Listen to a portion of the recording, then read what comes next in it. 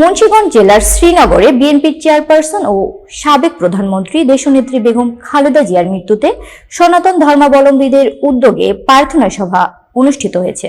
শুক্রবার বিকেলে শ্রীনগর উপজেলা বিএনপি ও এর অঙ্গ ও সহযোগী সংগঠনের আয়োজনে উপজেলার বাইপাস বাগানবাড়িতে এই প্রার্থনা সভা অনুষ্ঠিত হয়।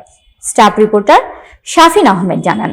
সভায় প্রধান অতিথি হিসেবে উপস্থিত ছিলেন মুন্সিগঞ্জ ১ আসনের বিএনপির মনোনীত সংসদ সদস্য প্রার্থী শেখ মোহাম্মদ আবদুল্লাহ, শ্রীনগর উপজেলা বিএনপির সভাপতি মোহাম্মদ শহীদুল ইসলাম মৃধার সভাপতিত্বে এবং সাধারণ সম্পাদক এম হাফিজুল ইসলাম খানের সঞ্চালনায় আয়োজিত প্রার্থনা সভায় বিভিন্ন রাজনৈতিক ও সামাজিক সংগঠনের নেতৃবৃন্দ অংশ নেন।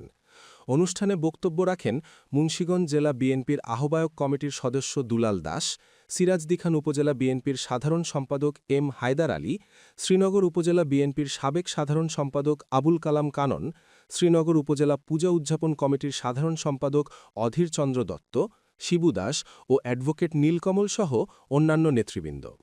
বক্তারা বলেন, বেগম খালেদা জিয়া ছিলেন বাংলাদেশের গণতন্ত্র ও বহুদলীয় রাজনীতির একজন গুরুত্বপূর্ণ নেতা। তিনি ধর্ম বর্ণ নির্বিশেষে সকল মানুষের অধিকার ও মর্যাদার পক্ষে কাজ করেছেন। তার নেতৃত্ব ও রাজনৈতিক অবদান দেশের ইতিহাসে স্মরণীয় হয়ে থাকবে বলে বক্তারা মন্তব্য করেন।